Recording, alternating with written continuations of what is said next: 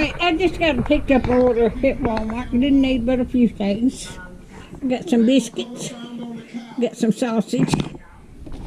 I know use vitamin E oil as a moisturizer on my face. I needed cotton swabs or Q-tips, eggs, needed bread. I needed milk and orange juice. And since my grandson's here, I bought 3 2-liter Cokes drinks of Dr. Pepper.